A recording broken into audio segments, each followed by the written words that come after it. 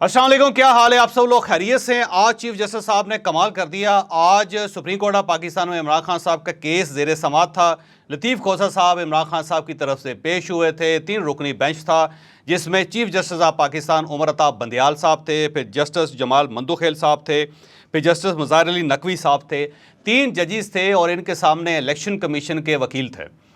और जब court start हुई सुबह 11:30 बजे ये केस स्टार्ट हुआ और उसके बाद इलेक्शन कमीशन के वकील को सामने बुलाया गया और उसके बाद चीफ जस्टिस ऑफ पाकिस्तान ने शदीद गुस्से का इजहार किया। उन्होंने कल जो ट्रायल कोर्ट है जिसमें हुमायूं साहब एक जज हैं, सेशन जज, जिन्होंने केस का फैसला किया था तोशा खाने का, उनको उनके बखिए उधेड़ दिए। फिर उसके बाद जो इस्लामाबाद हाई कोर्ट के चीफ जस्टिस साहब हैं आमर फारूक साहब, उनकी भी ठीक ठाक मजम्मत कर दी। और चीफ जस्टिस ऑफ पाकिस्तान ने कहा कि इतनी जल्दी इस केस के फैसले की क्या ज़रूरत थी और आपने मुल्ज़िम को सुना ही नहीं, यानी इमरान खान साहब को सुना ही नहीं गया और 3 दिनों के अंदर अंदर आपने फैसला ठोक दिया। क्या ये इंसाफ है? फिर उसके बाद उन्होंने इस्लामाबाद हाई कोर्ट के चीफ जस्टिस साहब जो है उनके भी आलमोस्ट कपड़े फाड़ दिए और उनसे कहा गया कि आपके पास इतने दिनों से केस पेंडिंग है, आपने अभी तक सज़ा सस्पेंड क्यों नहीं की? और बल्कि ये तक कहा गया कि अगर हम आज क्यों ना इस सज़ा को मुअत्तल कर दें और इमरान खान साहब को रिहा कर दें। तो ऐसे महसूस होता था कि चीफ जस्टिस ऑफ पाकिस्तान खासे नाराज़ है और वो चाहते हैं कि आज ही फैसला हो जाए। लेकिन ज़ाहिर है फिर इलेक्शन कमीशन के वकील ने बार बार कहा कि सर उन्हें प्रॉपर हमने इंसाफ देने का पूरा रास्ता दिया है। उन्हें बार बार अदालतों में पेश किया गया, उन्हें अदालतों में बुलाया गया और उनके वकीलों को सुना गया, लेकिन इमरान खान साहब सीधी बात नहीं कर रहे थे। लेकिन चीफ जस्टिस ऑफ पाकिस्तान ने उनकी बात सुनने से इनकार कर दिया, बल्कि उन्होंने कहा कि मुल्ज़िम है कहाँ पे? तो उन्होंने कहा जी मुल्ज़िम तो इस वक्त जेल में है। तो उन्होंने कहा कि मुल्ज़िम जेल के अंदर क्यों बंद है और उसे तो हमारी अदालत में होना चाहिए था। फिर चीफ जस्टिस ऑफ पाकिस्तान ने डिक्लेयर किया कि कल आप हर सूरत से सज़ा को सस्पेंड करें। उनका अंदिया ये था, इंप्रेशन ये था, नहीं तो कल हम कर देंगे। तो अब जो कल की सूरत है वो ये है कि 1 बजे इस्लामाबाद हाई कोर्ट के अंदर केस लगेगा और उसके बाद 2 बजे टाइम फिक्स किया हुआ है चीफ जस्टिस ऑफ पाकिस्तान ने सुप्रीम कोर्ट ऑफ पाकिस्तान में। अब अगर कल इस्लामाबाद हाई कोर्ट इस सज़ा को मुअत्तल नहीं करती तो फिर चीफ जस्टिस ऑफ पाकिस्तान इस सज़ा को ज़रूर मुअत्तल कर देंगे, ऐसा महसूस होता है। तो कल का दिन इमरान खान साहब के लिए बड़ा ही अहम है और मुझे आज की कार्रवाई से यूँ महसूस होता है कि इमरान खान साहब को कल रिहा कर दिया जाएगा। अगर दरमियान में एक रात भी है, अगर इस रात को एक्टिवली इस्तेमाल ना किया गया तो कल इमरान खान साहब की रिहाई का ऑर्डर आ जाएगा। गो उनका जो मेन केस है वो कायम रहेगा, लेकिन वो अपने घर चले जाएंगे। और ये जो बात है ये हैरानकुन होगी, क्योंकि अगर इमरान खान साहब रिहा हो जाते हैं तो फिर इस्टेब्लिशमेंट, फिर स्टेट, फिर गवर्नमेंट कहाँ स्टैंड करेगी? मेरा ख्याल है आज की रात इमरान खान साहब के लिए इतनी अहम नहीं है जितनी अहम इस्टेब्लिशमेंट के लिए, जितनी अहम रियासत के लिए, जितनी अहम गवर्नमेंट के लिए। अगर गवर्नमेंट उन्हें किसी और केस में गिरफ्तार नहीं करती, उन्हें किसी और गिरफ्तारी और किसी केस में गिरफ्तारी उनकी नहीं डालती, तो कल इमरान खान साहब रिहा हो जाएंगे। लेकिन मेरी इंफॉर्मेशन ये है कि आज के दिन ही उनकी एक और गिरफ्तारी डाल दी जाएगी कि कल जब सुप्रीम कोर्ट ऑफ पाकिस्तान से इनके हक़ में फ़ैसला हो तो फौरी तौर पर उन्हें दूसरी गिरफ्तारी डाल के उन्हें गिरफ्तार कर लिया जाए। फिर उसके बाद ज़ाहिर है दोबारा ये केस चलेगा और उसके बाद फिर सुप्रीम कोर्ट ऑफ पाकिस्तान जाएगा और अगला जो टारगेट होगा या मूव होगी चीफ जस्टिस ऑफ पाकिस्तान की, मुझे यूँ महसूस होता है कि चीफ जस्टिस ऑफ पाकिस्तान ये डिक्लेयर कर देंगे कि इमरान खान को अब आप किसी भी मुकदमे के अंदर गिरफ्तार नहीं कर सकते, उन्हें गिरफ्तार नहीं रखा जा सकता, उन्हें आपने हर सूरत घर भेजना है। तो आज जब ये सब कुछ हो रहा था तो मैंने कुछ नामानिगार जो वहाँ पे मौजूद थे, हमारे रिपोर्टर्स थे, उन सबसे पूछा तो उन्होंने कहा कि हम 20-20 साल से सुप्रीम कोर्ट ऑफ पाकिस्तान को कवर कर रहे हैं, लेकिन इस टाइप का इंसाफ हमने आज तक नहीं देखा। इतनी स्पीड और इतनी निगरानी जो है वो कभी हो नहीं सकी। बल्कि एक और सीनियर वकील जो है उनका ये कहना है कि यूँ महसूस होता है कि चीफ जस्टिस ऑफ पाकिस्तान हर सूरत अपनी रिटायरमेंट से पहले पहले इमरान खान को मुकम्मल रिलीफ देना चाहते हैं। वो नहीं चाहते कि कोई एक चीज़ भी, कोई एक हिच भी बाकी रहे और इमरान खान साहब के साथ जो उनके फ्यूचर के तल्लुकात हैं वो बाकायदा कायम रहने चाहिए।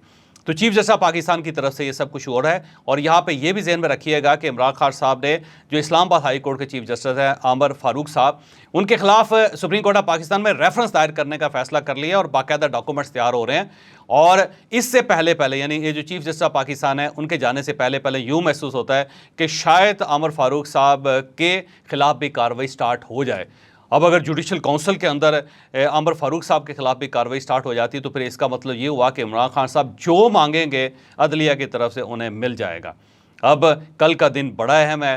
कल के दिन ने इमरान खान साहब की डेस्टिनी को भी तय करना है और इसके साथ साथ इस्टेब्लिशमेंट की डेस्टिनी को भी तय करना है और साथ साथ रियासत की, गवर्नमेंट की जो इनकी डेस्टिनी है, जो इनका वक़ार है, उसका फ़ैसला भी करना है। तो अब मुझे यूँ महसूस होता है कि सुप्रीम कोर्ट ऑफ पाकिस्तान एक साइड पे, रियासत एक साइड पे, इस्टेब्लिशमेंट भी एक साइड पे और इमरान खान साहब दरमियान में अब फ़ैसला ये होना है कि जीतेगा कौन। मेरा ख्याल है कि कल के दिन ये फ़ैसला हो जाएगा कि असल गवर्नेंस या असल पावर किसके पास। अब सवाल ये कि क्या इस नौयत का इंसाफ पहले पाकिस्तान में हुआ है? मेरा ख्याल है पनामा केसेस के अंदर इस किस्म का इंसाफ होता रहा है। उस वक्त जस्टिस साकिब निसार साहब चीफ जस्टिस पाकिस्तान थे और आपको याद होगा कि उस वक्त क्या क्या नहीं होता रहा और फिर बाकायदा मियां नवाज शरीफ साहब के लिए एक निगरान जज का तयन किया गया सुप्रीम कोर्ट ऑफ पाकिस्तान की तरफ से और वो मुकम्मल जो ट्रायल कोर्ट था उसकी निगरानी करते रहे और पूरा इंश्योर किया जाता रहा कि किसी जगह पे मियां नवाज शरीफ साहब को रिलीफ नहीं मिलना चाहिए। और फिर इमरान उसके बाकायदा मियां नवाज शरीफ साहब के लिए 10 वॉल्यूम्स भी तैयार हुए थे जो अदालत के अंदर पेश हुए थे, जिसमें वॉल्यूम 10 जो था उसको कहा गया था कि इसे ओपन नहीं करना। अब जो वॉल्यूम 10 है वो कल भी एक दरख्वास्त दी गई थी कि इसको ओपन करें, लेकिन उसके बारे में इनकार कर दिया गया था कि नहीं, इसे अब नहीं छेड़ना। उसकी वजह यह है कि मियां नवाज शरीफ साहब सज़ा भुगत चुके हैं, लिहाजा अब फैक्ट्स की तरफ जाना तो ज़ाहिर कोर्ट का काम नहीं है। उन फैक्ट्स को तो बंद करके साइड पर रख दिया गया और सिर्फ मियां नवाज शरीफ को सज़ा देनी थी, वो दे दी गई। और उस वक्त बाज़ औक़ात ऐसे भी होता था कि बाकायदा व्हाट्सएप के ऊपर जो जजेस हैं उनको तब्दील किया जाता था, उनके वर्जन्स तब्दील किए जाते थे, बल्कि बाहर से फ़ैसले आ रहे थे और उन फ़ैसलों को जजेस के दस्तखत करके रिलीज़ किया जा रहा था। बल्कि बाज़ औक़ात ये भी देखा कि अभी मियां नवाज शरीफ साहब की हेयरिंग स्टार्ट ही नहीं हुई और पहले से टिकट शुरू हो गए कि अदलिया ने क्या सवाल किया और मुल्ज़म ने क्या जवाब दिया। इस किस्म का बड़ा तेज़ किस्म का इंसाफ उस दौर में भी हुआ था। अब एक दूसरा इंसाफ जो है इस नौयत का हो रहा है, लेकिन इस बार ये जो इंसाफ है ये स्टेट के ख़िलाफ़ है। उस वक्त स्टेट करवा रही थी और इस बार स्टेट के ख़िलाफ़ हो रहा है। और ये जो इंसाफ है ये भी अपनी नौयत का अनोखा इंसाफ है कि एक साइड पे इमरान खान साहब खड़े हैं, उनके साथ कुछ अदलिया के जजेस खड़े हैं, दूसरी अदलिया सामने खड़ी है और जो दूसरी अदलिया जो सामने खड़ी है उसे इमरान खान को सपोर्ट करने वाले जजेस बाकायदा रगड़ा लगा रहे हैं। और इस स्प्लिट का नुकसान ये हो रहा है कि आज भी स्टॉक एक्सचेंज नीचे चले गई, आज भी डॉलर की कीमत में इजाफा हो गया, आज भी पाकिस्तान के अंदर जो स्टेबिलिटी थी उसके ऊपर एक सवालिया निशान लग गया, आज भी मीडिया सारा दिन बोलता रहा, आज भी मीडिया चीखता रहा। और अब ये जो पोलराइजेशन है ये मुझे यूँ लगता है कि अगर इसको कंट्रोल ना किया गया तो आने वाले दिनों में ये पाकिस्तान की रीढ़ की हड्डी तोड़ देगी। तो या तो चीफ जस्टिस ऑफ पाकिस्तान के पास सब लोगों को बैठना चाहिए और बैठ के उनसे बात करनी चाहिए और अगर इमरान खान साहब वाकई बेगुनाह हैं तो फिर मेरी दरख्वास्त है कि उनके ख़िलाफ़ ये कार्रवाई नहीं होनी चाहिए, उन्हें रिहा कर देना चाहिए। और अगर इमरान खान साहब मुल्ज़म हैं तो फिर उन्हें वाकई सज़ा देनी चाहिए। लेकिन पाकिस्तान के साथ इस तरह खेलना जो है इसका पाकिस्तान को नुकसान तो हो सकता है, फ़ायदा कोई नहीं हो सकता, क्योंकि चीफ जस्टिस ऑफ पाकिस्तान जा रहे हैं और इनके जाने से पहले अगर पाकिस्तान की ये सूरत हाल हो गई, अगर पॉलिटिकल पोलराइजेशन में मज़ीद इजाफा हो गया, अगर पाकिस्तान के अंदर जो कॉन्फ्लिक्ट्स हैं वो बढ़ते चले गए तो फिर पाकिस्तान कहाँ स्टैंड करेगा। लेकिन बहरहाल कुछ भी हो, चीफ जस्टिस उमर अताब बंदियाल साहब को तारीख़ वैसे याद रखेगी, वो उन्हें अच्छे अल्फाज में याद रखे या बुरे अल्फाज में याद रखे, लेकिन जस्टिस साहब को हमेशा याद रखा जाएगा, क्योंकि या तो वो क्यास पैदा करते रहे हैं या फिर वो क्यास को ठीक करते रहे हैं, या वो इंसाफ कायम करते रहे हैं या फिर वो इंसाफ के रास्ते में सबसे बड़ी रुकावट बन के खड़े रहे।